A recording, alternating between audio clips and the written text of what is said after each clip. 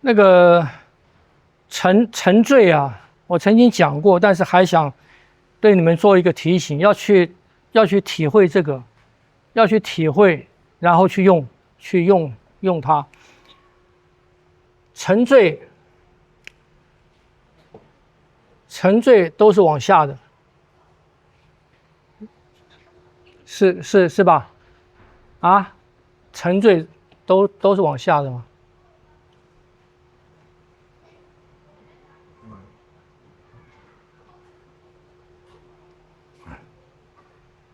没有那么大哈，就是肩。如果说这边是上臂肩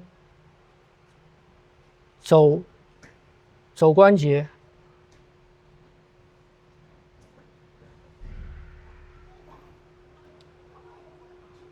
沉肩坠肘坐腕。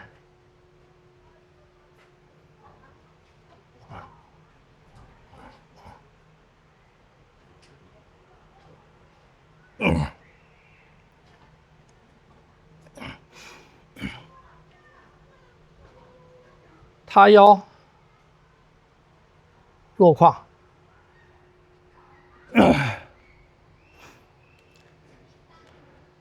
有没有发现到这几个要领啊？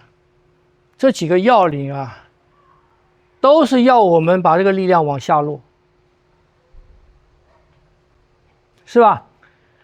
沉肩坠肘坐腕，塌腰落胯。你包括含胸拔背，含胸这么大啊，含胸。拔背是什么？拔背是这个脊椎是往上的，可是腰这边塌腰这边是往下的。好，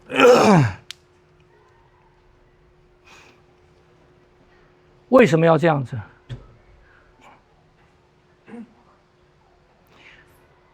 有些人讲那个腰啊，说命门这个地方啊要往外顶，我不认为是这个样子。因为所有的要领都是要你什么？要你往下，所以应该是踏腰，踏也是往下，坐胯也是往下，沉肩沉也是往下，坠也是往下，坐也是往下。为什么要这样子？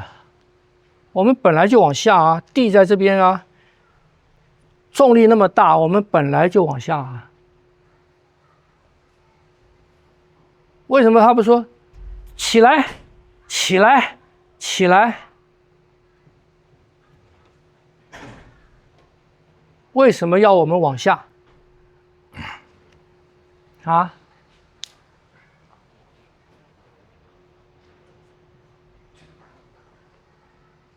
没有问过。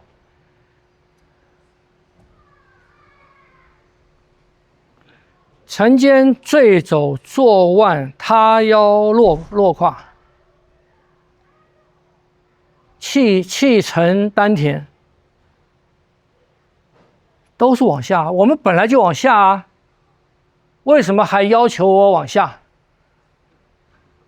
是借由重力拉我们全身的筋膜啊？借由重力的下去拉我们全身的筋膜。不完全是，不完全是。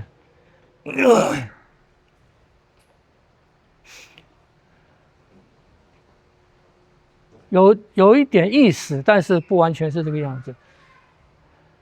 我的问题是说，我们已经是往下了嘛？因为我们在地球上面嘛，有重力了，我们本来就往下了嘛。为什么我们在练武术、中国武术的时候，这些所有的关节地方、重要关节地方，还是要求我们要往下？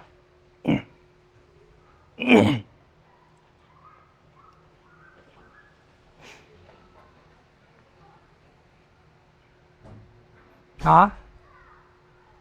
它是放松的受重力影响。放松受重力影响，然后呢？然后去用。啊？然后才能去应用。然后我们可以动嘛？我们的动是用这个动。如果没有这个，如果不往下，请问你动是用什么动？你是不是要对抗这个重力，用你的肌肉，用你的肌肉去对抗重力来动？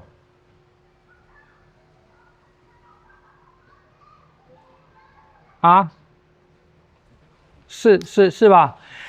我在这站着，我要动。我现在重力它把我往下拖，那我要动，我是不是要用我的肌肉把我这个腿拿起来，让它对抗这个重力，然后再放下来？我的身体要动，我的身体要起来，我是不是要用对抗重力？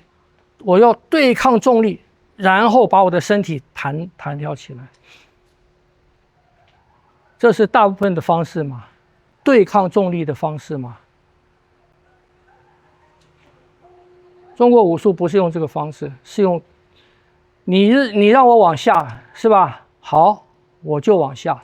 可是往下的过程当中，我们找出什么？我们找出往下的过程当中引导。往下是不是引导？往下是不是引导？往下是不是引导？我们的动是这样动。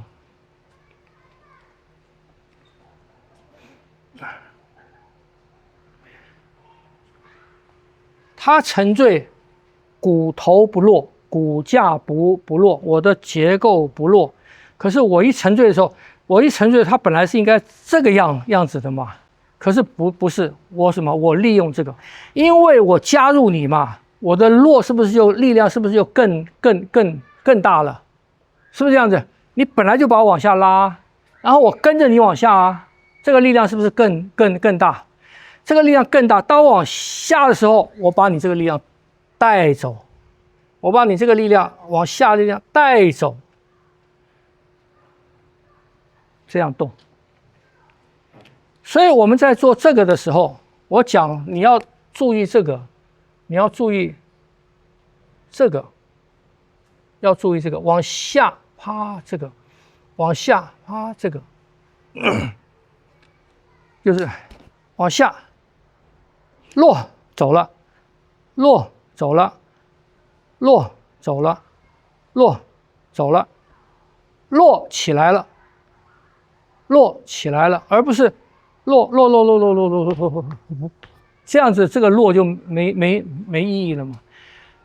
踏腰落胯，我本来是这样站的，我的踏腰落胯一往下啪走了，我这个往前走是什么？是踏腰落胯，本来应该往下的力量，我用我的结构，我用我的不平衡的结构，把这个力量带往前去了。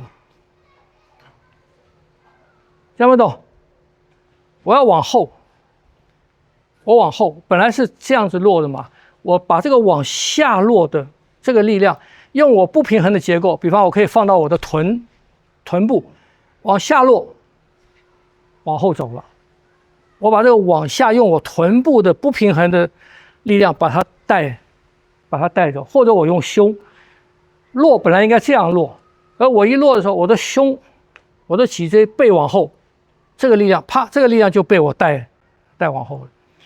所以，当我们往下落的时候，我们利用这个重力往下落的时候，我们用我们的结构瞬间的不平衡，把这个沉坠，把往下的力量带到我要去的地方。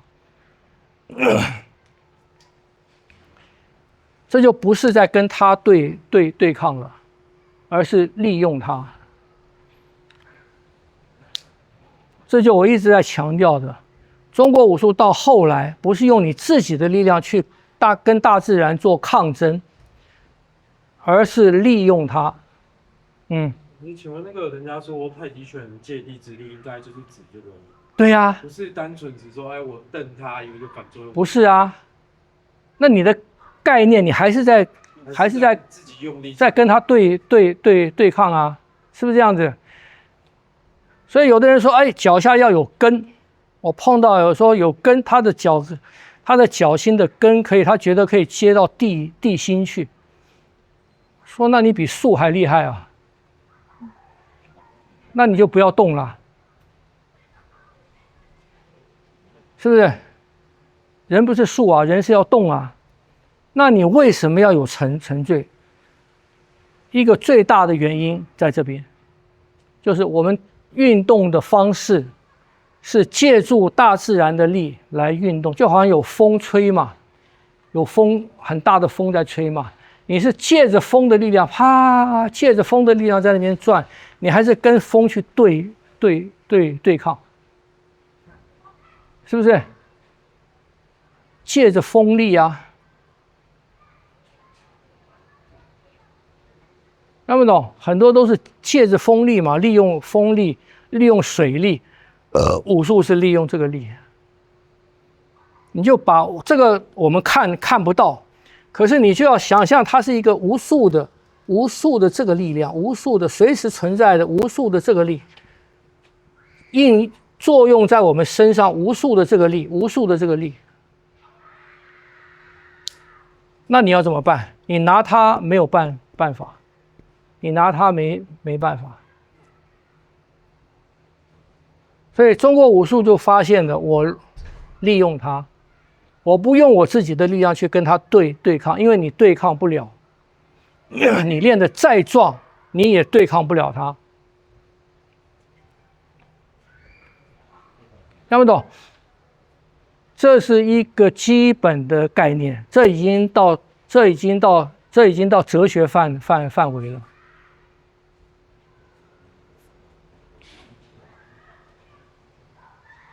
晓得吗？这是中国武术的精妙处。所以希望你们的观念里面能够转换成这个东西啊，起码你们开始去想嘛，沉肩坠肘坐腕塌腰落胯都是往下，为什么？可能你们有其他的答案，我讲的答案不一定是唯一的，你们可能会有唯一的其他的答案，但是这个问题是不是应该要问？这个问题，你学这个东西嘛，这是很多拳的要领嘛？为什么？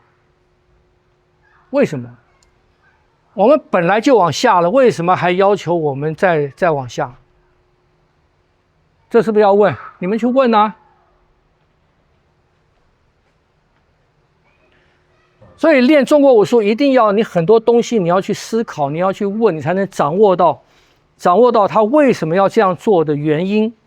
你在做的时候，你才有一个整体的明了，而不是它是一个技术，不是我说沉下去起来，你把它变成一个技术，不是。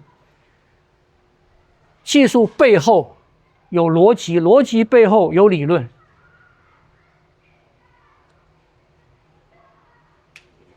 听不懂？啊，懂了去想想看。所以你在做的时候，你站着，骨架不要变，结构不要变，去落，往下，怎么利用这个往下？啊，去。请问一下，这个点落到带那边要弹跳吗？还是不用弹跳？就是有没有什么？我不是画的曲线吗？我不是画的这个，我不是画这个。看图要看懂啊！我画的是这个，我不是画的这个，这个是弹跳，这不是啊。听不懂？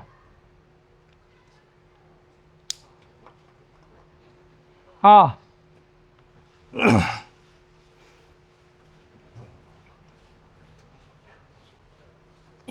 ！15会不会从那个戚继光他们的军武，因为是要穿盔甲，所以重力会更重，然后才慢慢发现到这个秘密，然后才去。因为我们人本来就够重，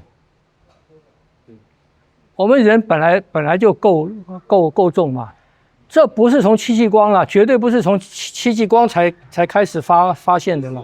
说是从那个飞甲的时候，或者飞重装的时候开始。不是，这一定是从什么？一定是从劳作中发现的，因为农耕文明嘛，农耕文明的人长期在劳作，而且都是什么？而且都是单一性质的劳作。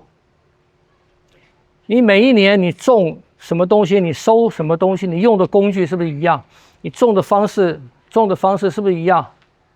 那些是一样的，你是一直在做，而且从太阳起来到太阳落嘛，所以有很多的这些东西的发现是什么？是从劳作当中发现的。劳作是什么？就是你持续不断的做一件事情，你会找到一个最有效率的方式，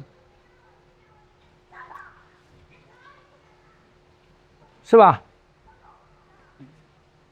你去看那个农民割稻就晓得了嘛。你自己去割看，你会割得很吃力，是不是这样子？那老农民割到啪一下，很顺啊，他很轻松啊，是不是这样子？就是他在长期的操作当中找到了一个最有效的方式，好吧？这种中国武术里面很多的身体的操作，我认为都是从农耕文化里面找到的一个身体的最有效率的操作方式，然后再应用，再打拳，在对抗野兽啊，对抗敌人的时候，他把这个发现应用到这个里面去，一种最省力的最省力、最有效的方式啊。